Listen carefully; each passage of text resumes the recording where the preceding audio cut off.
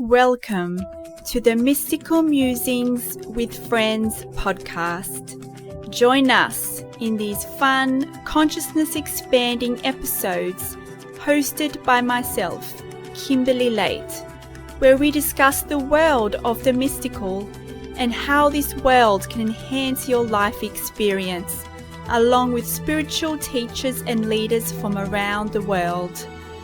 Join us as we explore subjects including the ascension and oneness teachings, law of attraction, channeling, spiritual healing, psychic explorations, and various other journeys within the mystical, esoteric, and metaphysical realms. It is a journey behind the veil of our reality, and it's a journey of awakening to the powerful being that you truly are. Hi everyone, and welcome to our next episode of Mystical Musings with Friends. So today we have our friend Gary Temple Bodley from the Teachings of Joshua. Hi Gary, thanks for joining. Hi Kimberly, thanks for having me. Of course, my pleasure. So a lot of you are familiar with Gary, and we've had Gary on also in the previous session here. And so today for the theme I want to discuss is soul contracts. So what are soul contracts? There are a lot of preconceived ideas about what soul contracts actually are. And the biggest thing around that, I would think, is the word contracts. Right. You know, a lot of people have an idea about what a contract is because we perceive that what contracts are in a human sense, and they're kind of bound in stone, but really they are just pre-birth intentions. And they're actually contracts that we wanted. So there is some idea, some perceptions that, contracts are something kind of like unwanted, especially soul contracts, especially when we explore soul contracts where from a human comprehension standpoint, you might see it is something as unwanted, but we all wanted it, and we may not be able to fully comprehend it from a human comprehension standpoint. But, remember, we are very highly advanced beings. So something that we may perceive as unwanted is actually wanted because it allows us to expand. And these soul contracts are, pre-birth intentions that we have co-created before we enter this earth plane in this lifetime. And there are, and we'll discuss it here today, it can range from different things such as different themes we want to explore, different events we want to explore. We also, explore this with certain people and certain soul families, and also as a collective. So there's lots of things to explore here today. So Gary, what soul contracts and pre-birth intentions from what Joshua has brought forth? So Joshua says that we all come in with pre-birth intentions. So they use the softer word of intentions, and they want you to know that those intentions are very powerful, and they're a stream that carries you forward. And most of your intentions are general. You intended to come here to express your love to yourself, to everyone else, and to the conditions, not to require love from others. You came to experience true freedom and true abundance, not limitation and lack. And you intended to expand in joy, not in suffering. And then you have maybe a more specific intention or set of intentions, and that would be to explore something nuanced in this reality. But you also intended to discover who you truly are, to become authentic, to go on that path of self-discovery. And we're all on that path anyway, but we're either resisting it or we're going with the flow. That is true. And especially when we see things as unwanted, isn't it? We tend to think, why would I choose this for myself? And that's where soul contracts comes into the perspective of, something is there to punish us, but we have to start looking things from a higher perspective. And sometimes it can be hard because, some people chose, a pre-birth intention soul contracts. They're very intense, they could be you know, I mean, a lot of us don't experience very intense ones, but some people do choose to explore homelessness, maybe a chronic health condition, and it impacts their life in such a way. And you would ask yourself, you know, why would I choose this for myself? But if you consider higher perspective, these, you know, specific conditions and themes that we choose for ourselves, it actually is a catalyst to allow us to go deeper within us, to discover our life purpose, to discover who we are. And because we have forgotten who we are, because we as a collective are attached to duality, it's like we need to be catalyzed to remember, for us to go inwards. You know, otherwise sometimes we do just coast through life. And like, you know, even if it's something minor, you know that if you're going through a bit of a downer, for instance, or something quite intense, you do tend to go inwards, you know. And so you can see, and there's a lot of evidence, you can see this in, you know, in our reality, that when people go through something tragic, usually there is a silver lining to it. Yes. It's just when you're in the middle of it, sometimes it's really hard to see that. Yeah, so look at me. Here I am. Joshua came to me in November of 2013. And here I am as a spiritual leader and teacher in the channel of Joshua, and all these amazing things are happening. There's this huge community. I meet people like you, and I'm involved in my passion every single moment of my life, and I wouldn't change a thing. So in 2008, in the real estate collapse here, I lost everything. And at the time, I'm thinking, oh my God, this is crazy. How could I, who knows so much about real estate, lose everything, right? And this is a catastrophe. But as I was going through it, I actually had enough money to do what we needed to do. We lost our house in foreclosure, but we got another house that friends had, and we renovated that house, and we were renting it, and then we ended up putting money into it and then selling the house, and we split the profits with them. And the house was just amazing, right? And so I always had enough money to do what I wanted to do. And I found my passions right after that point. I found The Secret, I found Abraham, I found playing poker and renovating houses. And my life radically improved because of that crash. Because before the crash, I had all these businesses going on. I was tied to an office. None of it was fun. It was all work and effort and struggle, and I was really exploring who I wasn't.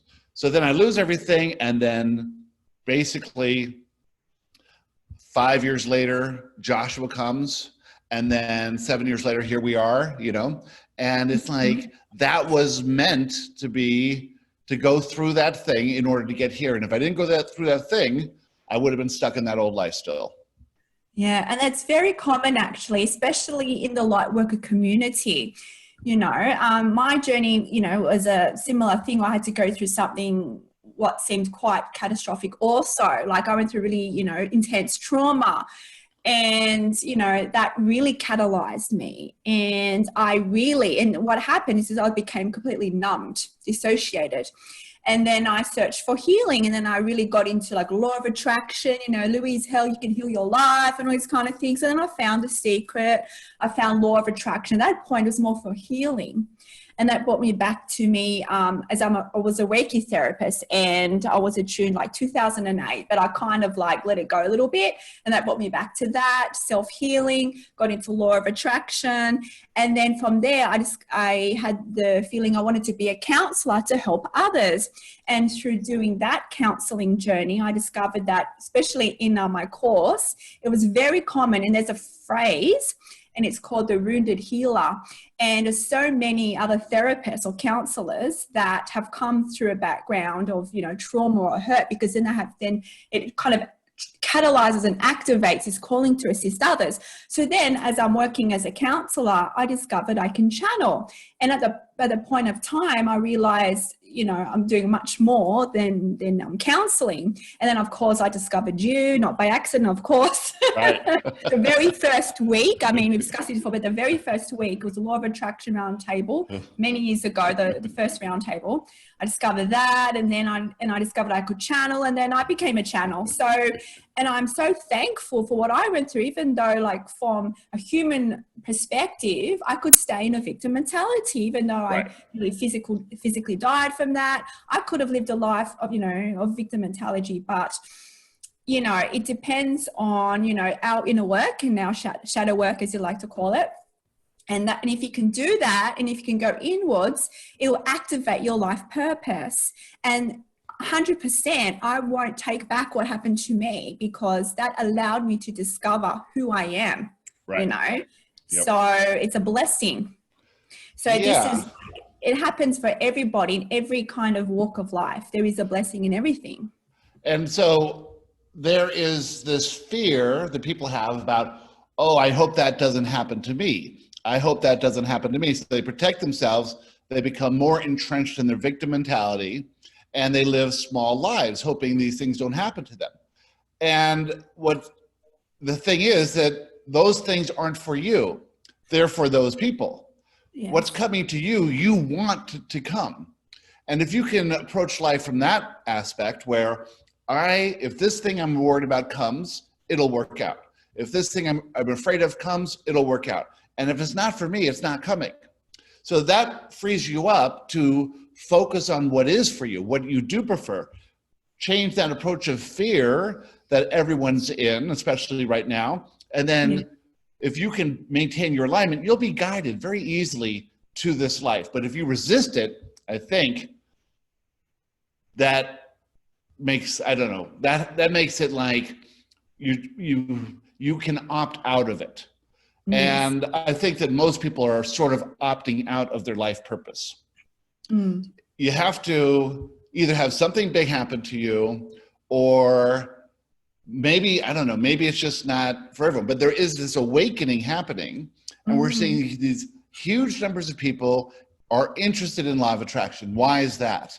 Because that's part of their life purpose, right?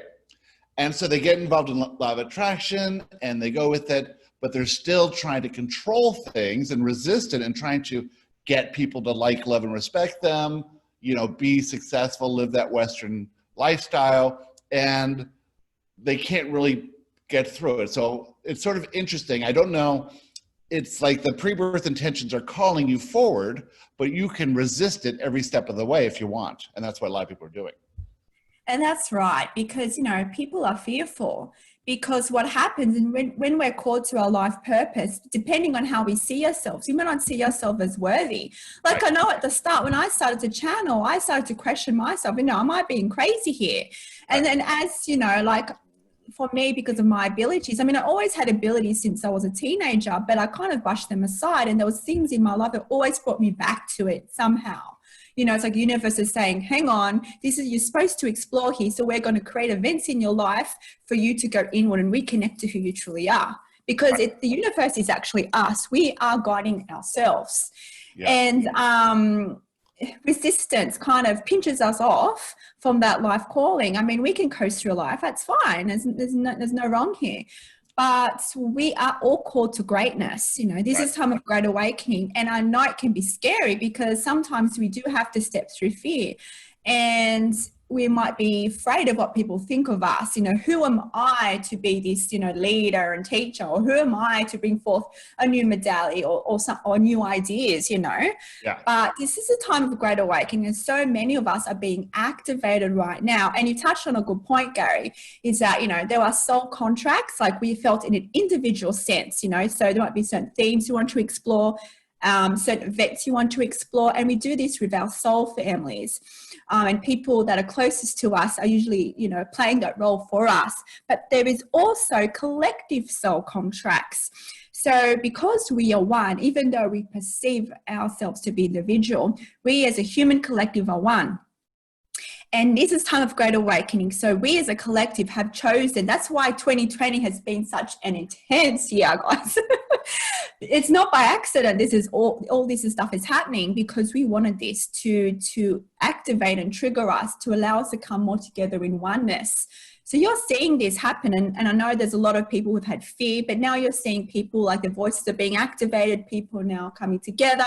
There's actually real change that is occurring in the quality.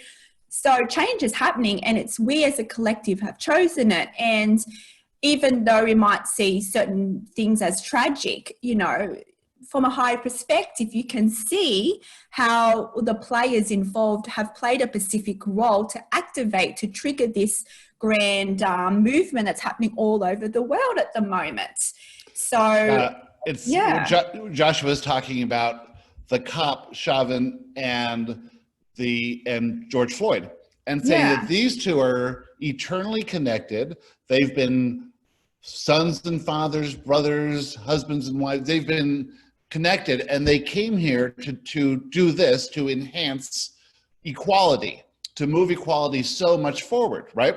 And so we start in America, where there is this inequality that comes from, you know, roots of tragedy and violence, and it's still in the system, and everyone's ignoring it. So here they come, bring it forward, and now we're not ignoring it anymore, and it's absolutely moving forward. And there's issues of racial equality, but also the structure of the police, which is built on absolute fear, and that is going to crumble.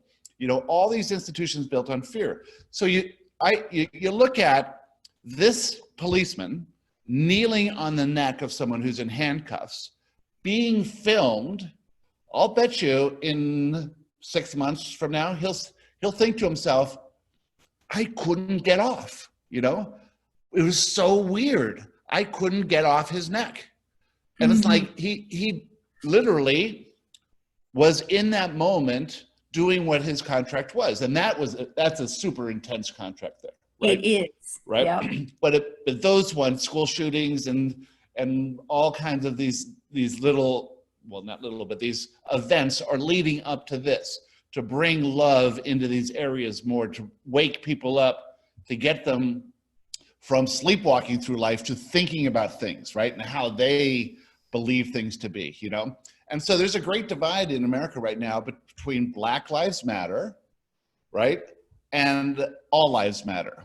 And so those who are saying all lives matter are resisting the change that's happening. And they're really a much smaller segment of the population. The larger segment is Black Lives Matter and we're together and all of this. I was just watching an amazing documentary it's called LA 92. And it's about the LA riots. After Rodney King's was beaten by these 4 cops, they got charged and prosecuted. And then there was a jury that came and said, not guilty. And that's when the riots happened in LA. And it was really specific to LA, but it was so much rage, and it was really black against white. There was not the white influence that there is now. And they burned, it was a riot, right? It wasn't just looting. Looting is minor. It was a riot where they burned almost 1,000 buildings to the ground. And this time around, it's protests all over the world, in every town. There's been almost 500 cities in America that have had a protest. In our little town of Newton, which has maybe 10, 15,000 people, they had a protest right here across the street at the government center. And it's like amazing. And it's like totally diverse, people of all races and ages and walks and everything. And Trump's ratings have just fallen through the floor. And it's just amazing the change that's happened here. Yeah, and like it's happening here in Australia. Like for us, it's more of the, Indigenous lives, Right. Because here there's been inequality with our Indigenous population. That's probably in a lot of countries where, it was invaded, or what the white people like to say, colonized. Yep.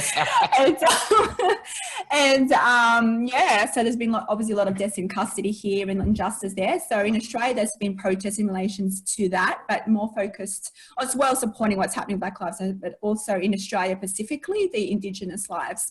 So it's actually, it's what's happening in America is kind of triggering a lot of countries to come more together. Right. So, and this is what's been happening. I mean, the coronavirus is another phase, another phase of the awakening of the purge, as the beings of light say. The bushfires as well. A lot of people came together in Australia. A lot of people were sending love to Australia, and another thing too with these mass events, it does bring everyone together. But then people go, well, it is from a human comprehension standpoint, you know, people die, we see it as tragic. But that's another thing with soul contracts, is that, you know, we choose the country, you know, I know Joshua says this all the time, is that, you know, we choose, you know, where we're born for a reason, and we choose our parents for a reason, and we also choose how to die or transition for a reason. But then in the moment, we can make a choice. Obviously, from a non-physical perspective, we can choose to transition in that moment or stay on. We do have a choice in that moment. So when we see all these kind of tragedies, and they didn't have to die that way, you know, you can have some kind of comfort in a way to know that they chose to exit this lifetime for a higher reason. We might not be able to know the full extent to that, but it kind of can give you comfort when you see such, you know, what we perceive as tragedies happening. Exactly.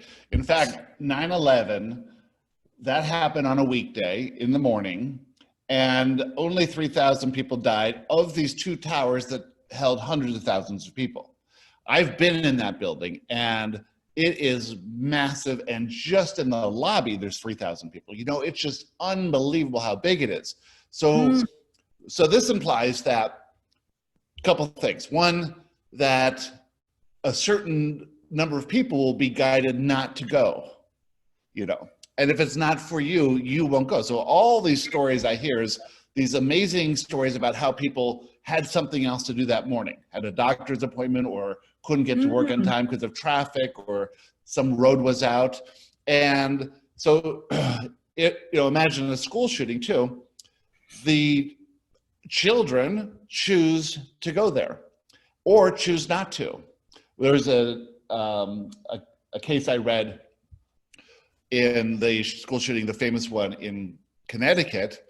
The mother said to the child, you know, have a wonderful day, I'll see you after school. And she says, no, mommy, you won't, goodbye, right? Wow. Yeah. And it's like, you know, we have to stop really fearing death. And this is what the whole problem with the coronavirus lockdown is all about. They're so afraid of death that they want everyone to lock down to save lives. Well, the lives that they're saving are basically people who are older, who have underlying physical conditions. In fact, the average age of those people who die from coronavirus is older than the average expected lifespan of a person, you know. So people are dying in their 80s. And those people who are dying with coronavirus that's their choice as well.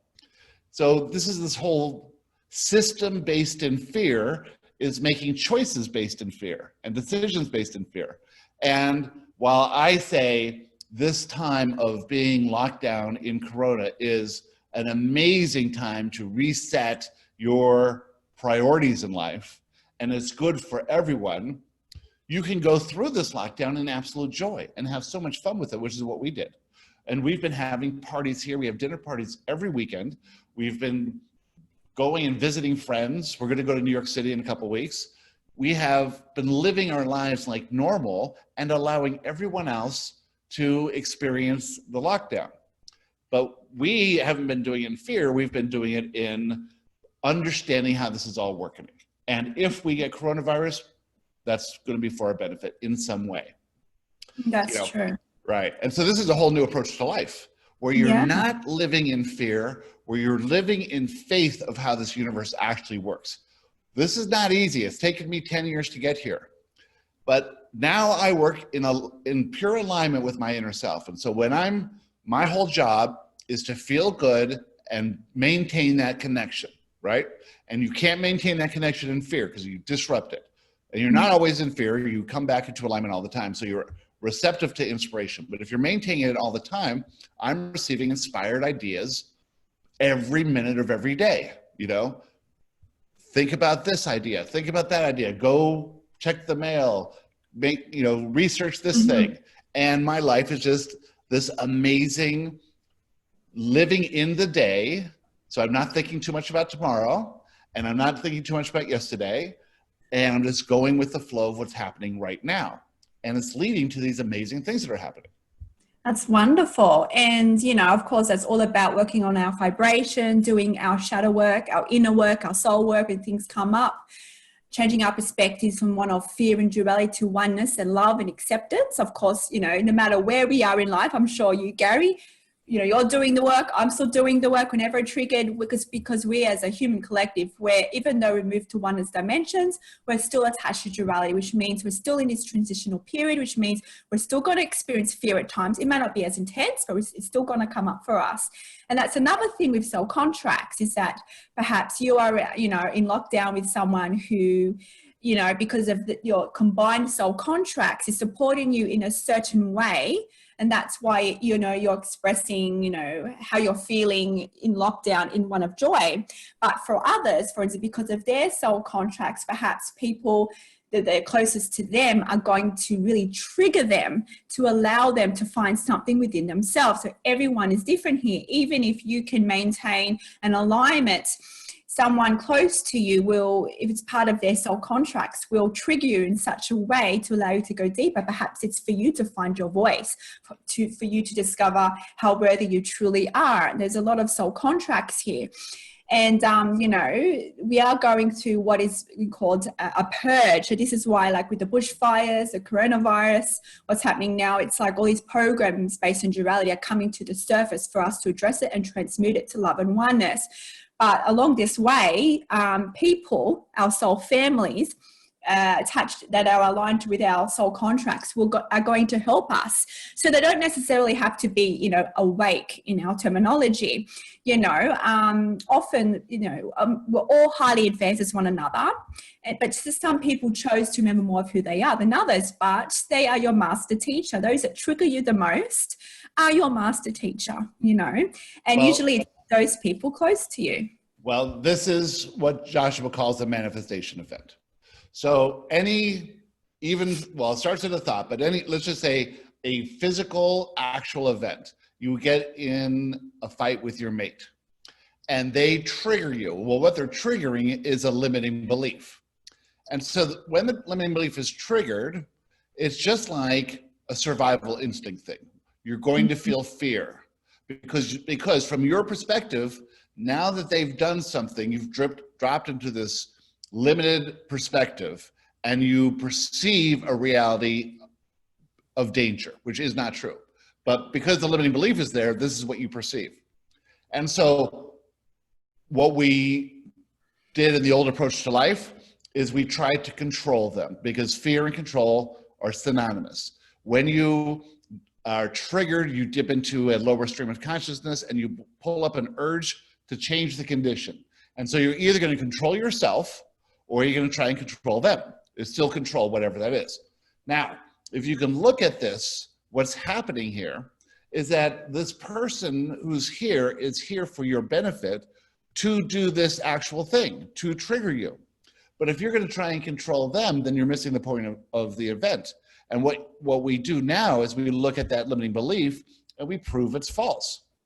And that's the work that we do, is we find evidence that proves that limiting belief is false, and all limiting beliefs are false. So there's always evidence to find. And we do that by waiting until we get calm and get back into alignment. And then we start to think. We go inward and we say, what is that limiting belief? And then you'll receive a thought. That thought's coming from your inner self. And your inner self will say, you think that in order to feel love, they have to treat you a certain way.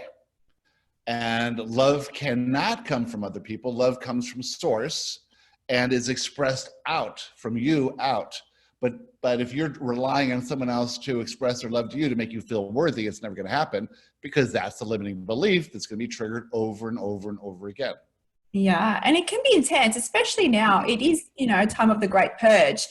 And I'm finding, I don't know about you, Gary, in your communities, but I've talked to some people, and people that have, you know, already worked on their limiting beliefs and their sense of worthiness, because it's the purge. Even if we have a minute belief there, even though it's so small that we don't notice it in a day-to-day life, this purge is actually bringing it to the surface. Absolutely. And it seems quite intense. I mean, I experienced it myself. I'm like, what the hell? I worked on this already. It's like, whoa, you know, it's like there is a lot of stuff happening. And and it's here's the point on that. Don't want to interrupt you, but first of all, we adopted limiting beliefs. We attracted those limiting beliefs. We did not have them when we were born, per se. We may have had the intention to explore some things, but we adopted them. And this is a reality of attraction. So once you attract something, you cannot get rid of it. It's there always. So all we're doing is reducing the intensity of that. Yeah. And then a limiting belief isn't just a one thing. It's a multifaceted diamond. And you get to look at it from all different angles. Yeah. And it's kind of interesting. I mean, because like for me personally, I know other people have experienced it, especially in the light worker community. And, you know, we might have addressed it, and then it's just like shining, like you said, another angle to it. And it's like, well, I already addressed this, but it's actually now asking me, for instance, maybe to use my voice more. Perhaps it was worthiness, but maybe it's a different angle. And it's just, you know, it can, because it's the stage of the purge we're going through, things can be felt more intense than usual. But this is all for us. It's part of the collective soul contracts and what we perceive as our individual soul contracts. So a lot of people, what I'm finding in the communities is that it's not just working on our limiting beliefs like we usually do, but it's now asking us to now step forward in our power. It's now asking us to use our voice more, you know, and there's a lot of fear associated with that, because perhaps we lived a life a certain way, but now if we use our voice in a certain way, we communicate in a certain new expanded way, you know, because it's a fear of the unknown. How are people going to react to that? And it's all relations to that. So we are being called on to basically step more into our power at the moment. So this is why we're all, you know, a lot of us, not everyone, of course, it depends on your soul contracts, depends on the work you've done. And it's, you know, sometimes it can feel intense, but what can help as well? Well, so this is the thing, and Joshua said this recently, is that as this purge moves through, those of us who are light workers are going to be very inspired to do something. And it's different for every person. But if you haven't done the work on your limiting beliefs, what happens is every time you're inspired to do anything, I don't care if it's to start an empire or to call your mother, you're going to receive fear, because the idea of the limiting belief always, or of the inspiration always bounces against the limiting belief.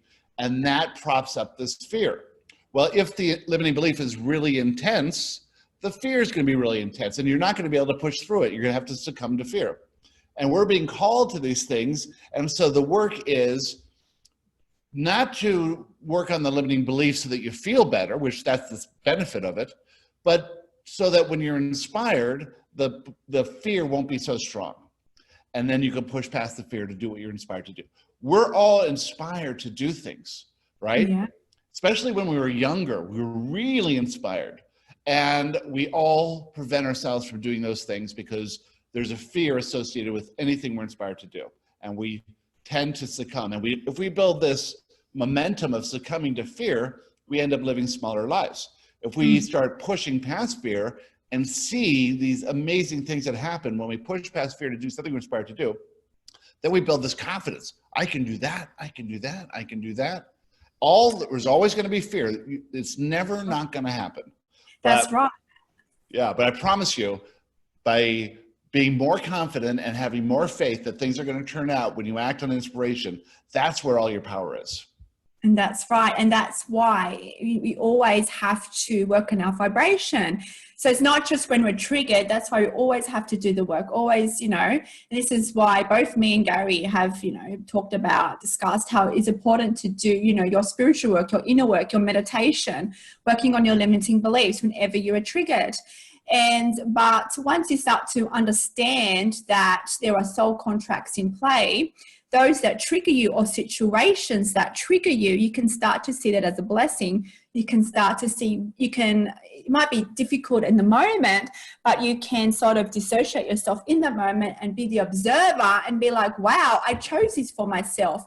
And wow, or this person is my master teacher and he's lovingly giving me this test, or Joshua says manifestation event, not because they're punishing me, because I'm so powerful they're giving me that opportunity to step more into my power. So it's always our perception and how we address that. And, I've personally been able to do that in situations, with conditions. I mean, it takes practice. I mean, you might not be able to do it straight away, but with practice, you can be in a triggering situation, be in the observer mode, and just be witness, go, wow, this is happening out of love. They are my master teacher, or this condition is a master teacher. Obviously, they're showing me something I need to address for me to expand. And then you can start to embrace it and not be actually be fearful of fear itself. You can actually embrace it and see that there is actually a gift behind it. And sometimes, depending on where we're at, it can be challenging, and it's okay. It's not about, pushing away or, all these, fear-based emotions. It's like, and what I'm seeing as well is a lot of light workers, they judge their own journeys, Yeah, everyone does. Because it's like, I've done all this work and I shouldn't have fear, and I shouldn't be feeling like this. And then they judge themselves, and that creates further resistance. Know that it is okay, because we are going through waves here of emotion. We're going through a purge and an ascension. And as long as the collective are attached to duality, what Gary said, we're going to experience fear. Now, we are moving more into oneness. So in this moment, we're in a transition. This is why we're still attached to duality. This is why we're always going to trigger fear. But as part of the human collective contracts, we are moving more forward into oneness. So it might not be in this lifetime, but there will be a point in the human collective story where we won't experience fear, But this is our story right now. We have chosen to come through in this transitional phase, and this is why it is the Great Awakening. So know that everyone in your life is assisting you into remembering your power. I have a good story, a good example of a manifestation event that I had recently. We had a dog named Tucker, and Tucker got out and was hit by a car and died. And when this happened, I was in my office, and it happened in the street out here in front of me. A whole bunch of people happened to be walking on the street. So there's a lot of people on the porch, and everyone's, trying to help out and everything. And then Tucker died pretty quickly right after that. It was a beautiful way. I see how perfect it all was. It's an amazing story of his life. But anyway, so the woman who hit Tucker came back later that afternoon and said, "How's your dog?" And I said, "I'm sorry, he passed away." And I was very emotional, very sad. And she said, "Oh, I'm sorry about that, but he did a lot of damage to my car, and I need to give you the bill for that." Now, my old me, not even that long ago, would have said, "Are you crazy?" And what I said was, "Okay, get an estimate and send me the bill, and I'll talk to my insurance company," right? Because I saw in that moment that this was an opportunity or a test to see if I've really gotten to that place where I can be in acceptance with it, and that sort of thing does not happen to me. It used to happen to me all the time, and it hasn't happened to me for a while. And I've gotten to the stage, and I really took that event to be a sign that I've come to a new level of awareness. You hear about the monks who are so understanding of how the system works, so at peace that, if the invading army comes in and they said, "We're going to shoot you," and they're like, "Do what you will, I'm at total peace. If it's meant to be, it's meant to be." Imagine getting to that level. Well, we all can get to higher and higher levels. Now, I've been doing this for 10 years to some extent, and really when Joshua's boot camp was created in last year, and I've gone through that now 9 times, it's like really brought me to this place of acceptance. And it takes a while to get there, and it's a lot of practice and a lot of work. And it's not work because it's enjoyable every step of the way, but it's you can't beat up on yourself. You've got to understand that you're on a path and nothing is wrong now, and you're getting there. And if you're listening to this and interested in law of attraction and focused on not getting things but feeling better and looking to live life in love, authentically who you are, not in fear inauthentically who you are, right? Who you are not, then that journey, however long it takes, that's the fun part. It's all for that journey. And so to say, I'm not doing it well enough, just says, well, where are you going? You're not going anywhere. You know, it's just an ascending journey of self-discovery, and you'll never finish. It's the journey that you want to be on, and all these little events are like attractions along the way. Because there's, for every, you know, manifestation event that points to a limiting belief, there's 5, 10, 15, 20 manifestation events that point to an empowering belief. You know, anytime you feel positive emotion, that's a manifestation event too. You get to realize that because you have this beneficial belief, you feel good about this event, and that event was attracted to you, whatever that was. Yeah. And it's, you know, and once you can get to that point, especially if you're able to detach from it in the moment, you can then start to see it as a game of expansion. You know, if you're really attached to what's going on in a duality and really attached to the illusion, maybe it's hard for you to do that. But once you can perceive that people in your life are your teachers, situations are your teachers because you wanted it, but all these teachers are reflections of you. They are reflecting your vibration. This is law of reflection.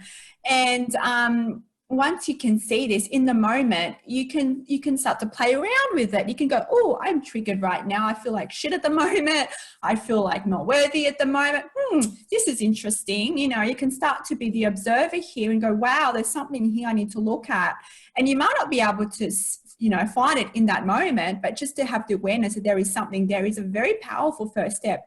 And once you can recognize, and I've been in situations where I've turned around a fear-based scenario with lots of fear, just by me stepping back and be the observer and going, this person is love, this person is my master teacher, I don't know what the lesson is in this moment, but it's for me. In that moment, the situation, and I hadn't even said a word. Yeah. It was just my vibration. And all of a sudden, it completely changed and it just went back to neutral. And I was like, wow, like, you know, I've seen, you know, evidence you can change a situation, not even using your mouth. It is just by you changing your perspectives and by you playing around with this. You know, you can start with little things. You can then have evidence in your own life that everything is a reflection of you and your vibration. And, you know, your vibration is also in relations to your soul contracts. And this is why a lot of the time, you know, a lot of our limiting beliefs are attached to our soul contracts. That's why it keeps coming up for us as well.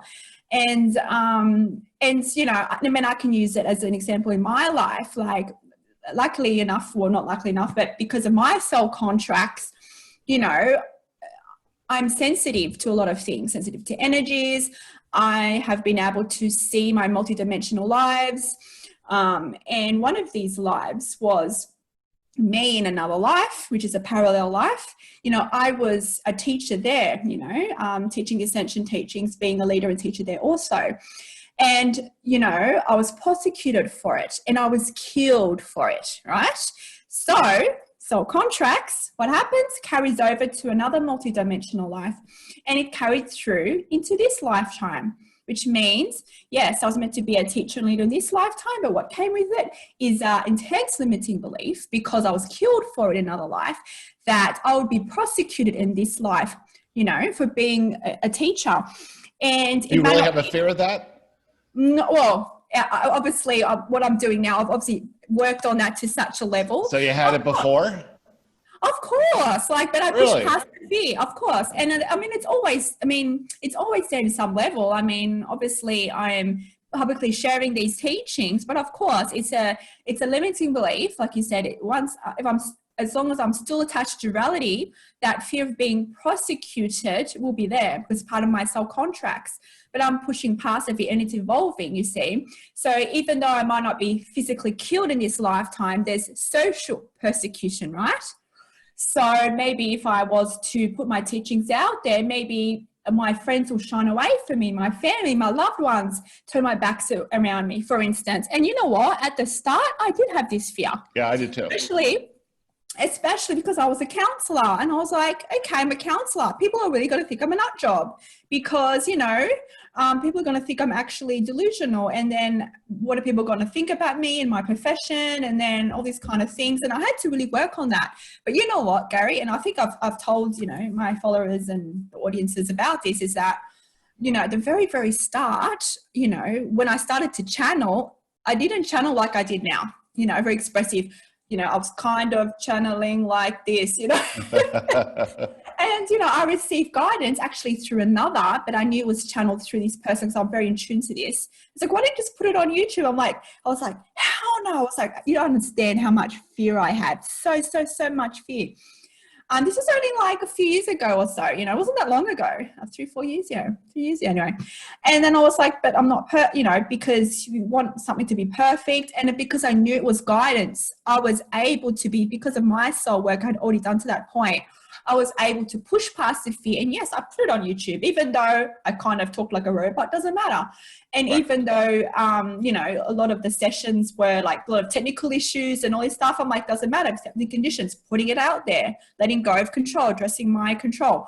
And it's a progress. And, you know, and because I've been able to push past the fear to play out my soul contracts in this lifetime, pushing past that fear and then doing what I'm supposed to do in this lifetime, it then activates further abilities within me. It activates further power within me. And then it kind of activates another stage of my soul contract. So it's like, it's so empowering if you can discover what your soul contracts are. I mean, I'm lucky in a way, not, you know, everyone has the ability, when you follow your passion, you kind of know what your soul purpose is. You kind of have an idea. I mean, I was able to discover my soul purpose, you know, through another way, but there are other ways, you know, you can discover that. And if you are drawn to something, even if it might seem a little bit out of the ordinary, and you find life is bringing you back to that as a theme, then you know, it's pretty clear that that's your life purpose and you're meant to explore it in this lifetime. Yeah, absolutely. The interests will lead to passions, and the passions will allow you to discover who you truly are, to find your authenticity.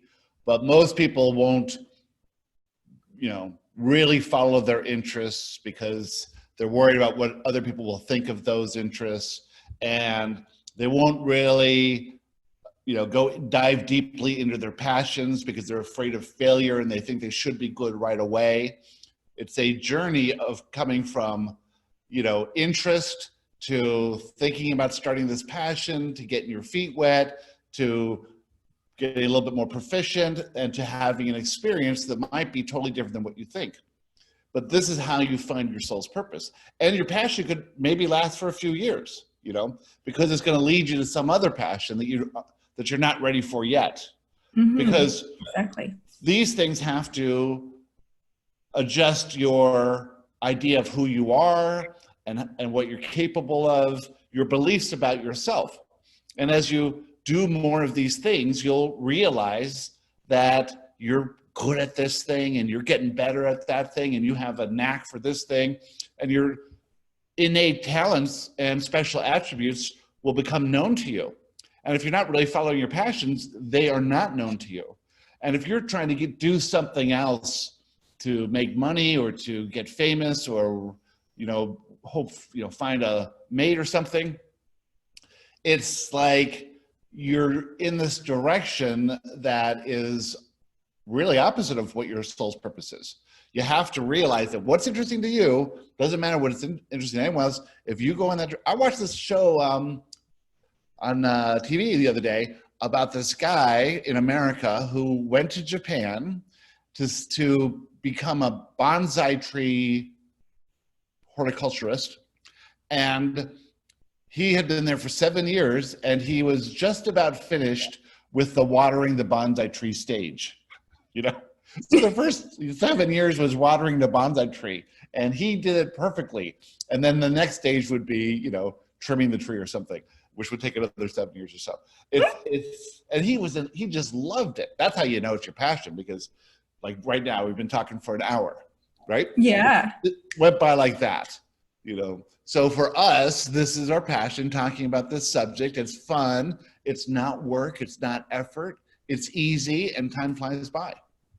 And, you know, when you explore your life purpose and your passions, sometimes they can change. And then sometimes we have that fear come up. It's like, what happens if I change? And there's a fear of the unknown, and, you know, that kind of abundance stuff comes into it. I mean, I went through that too, because, you know, I was actually guided, you know, to do you know, to get into counseling and to start, you know, counseling and Reiki business. And because I knew it was guidance, and then when things weren't playing out the way I thought it was, and I questioned, I'm like, but I received guidance to do this, so how come it's not turning out the way I thought it would turn out? But because I wasn't ready to discover I could channel, so it was like a one step at a time.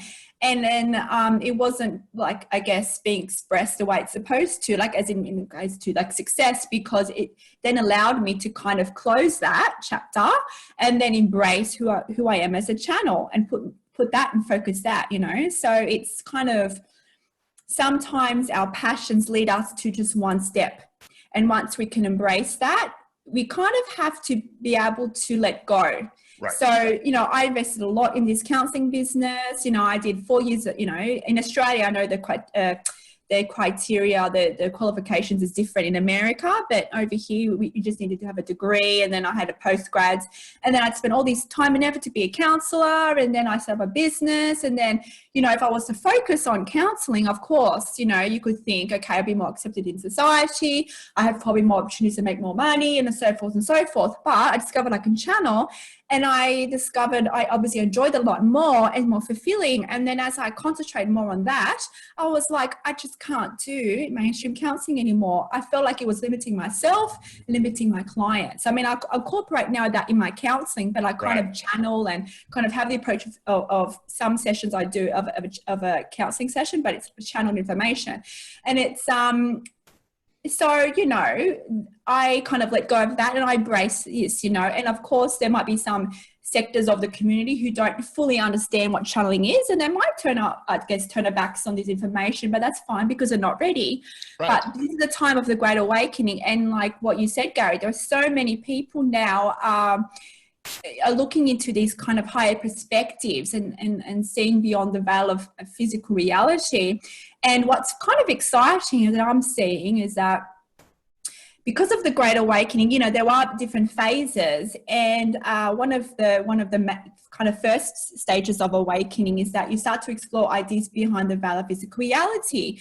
And this is where you see kind of like conspiracy theories pop up. They start questioning the government, start questioning things like that. But then if you're attached to duality, you kind of have this us versus them mentality, but you're still exploring these ideas of higher perspective, what's behind the veil. And that's a very common phase of awakening.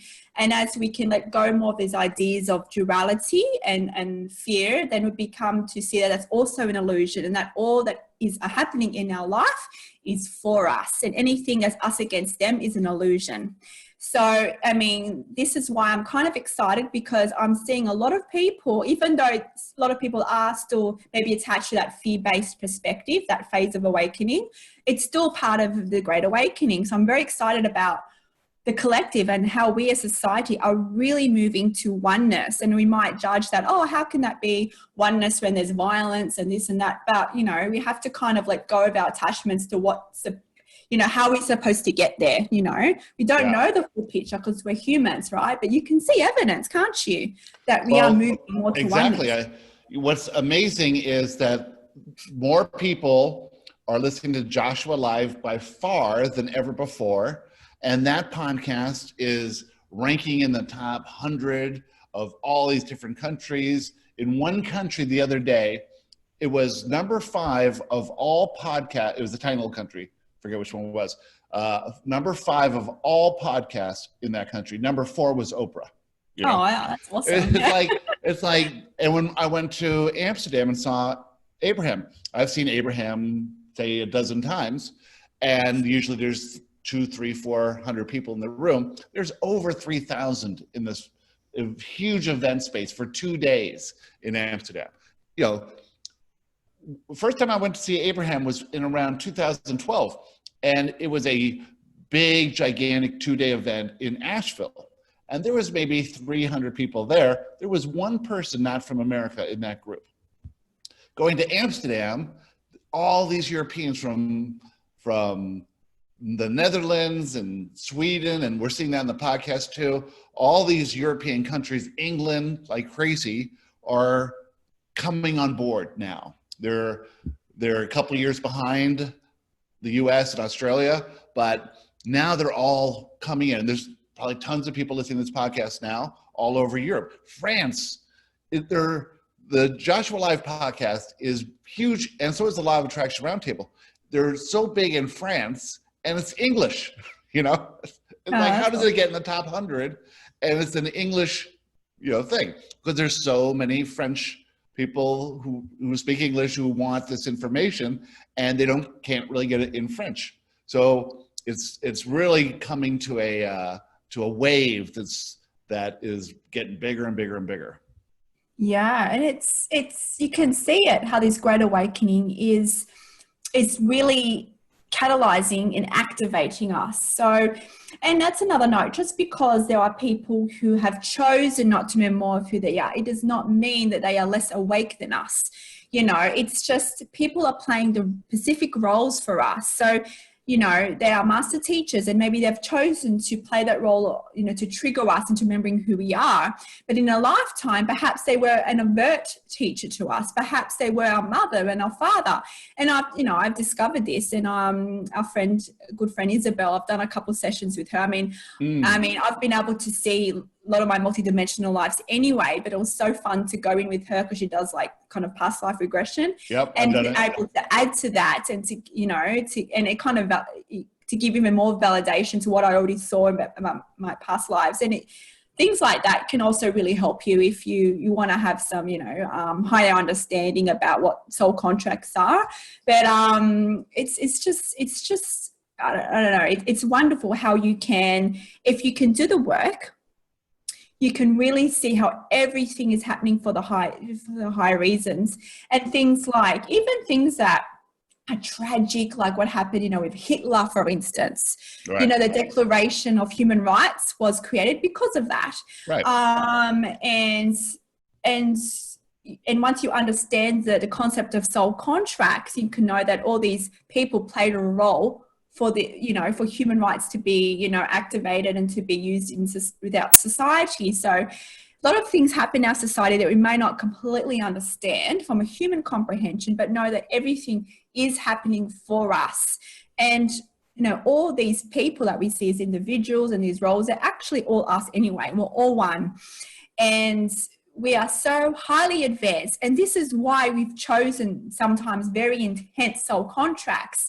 Because for us, from a non-physical, it's just a pin drop of, because we're multidimensional beings living multidimensional lives. This is just one life, and we wanted this experience because in the human collective, I guess, soul contracts, we wanted to experience life as a human, to expand through duality into oneness remembrance. So it's a kind of a very special, thing that we were able to come here, to even get here on earth. Only the most advanced beings are here on earth now, playing this game of great expansion. And just the fact that you're here on earth, living and breathing, shows how advanced you are, even if you may not believe you are advanced or perceive yourself as advanced. And that's another thing as well, I just want to add before we do finish here today, is that a lot of the times we compare our journeys with other people and other light workers, and we go, how come seem to be more advanced than us? But the thing is, we don't understand their soul contracts. So because of their soul contracts, perhaps they were meant to be activated further along in this perception of time than others. It does not mean that they're better than you or more advanced than you. It's just because there is this concept of, divine time, and our soul contracts are playing roles here. So just know, if you're in your journey and perhaps you want to be further along your path than you are, know that everything is playing out perfectly according to divine time and according to your soul contracts. So the more you can accept that, the more you can even let go of more resistance and let go more of that concept of control, which actually pitches us off from that inner guidance. Exactly. Yeah, wonderful. All right, well, on that note, I think it's a good note to finish here. So Gary, where can people find you? The best way to do it is to Google Gary Temple Bodley, or go to the teachingsofjoshua.com. And if you want to hear me channel, the podcast is Joshua Live. Wonderful. And those of you who want to find more about my things, you can check out beingsofthelight.com website. We have a lot of social media communities, Facebook community groups. You'll find the link to this podcast, Mystical Musings with Friends. You'll also find Beings of the Light podcast as well, where I do live channeling sessions there, and YouTube channel also, all on the website. So yeah, guys, thanks for joining today, Gary. It's always fun when I'm connecting with you. Thanks so much for having me. It's a thrill to be here. Oh, it's my pleasure. And so guys, yeah, just remember that all is happening for us out of love, for we are one. So until next time, thank you all for listening or watching to this. Farewell until next time. Bye-bye. Love and light. Thank you for listening to this episode of Mystical Musings with Friends. To find more info about myself and how to reach out to me about this podcast, please see the episode details.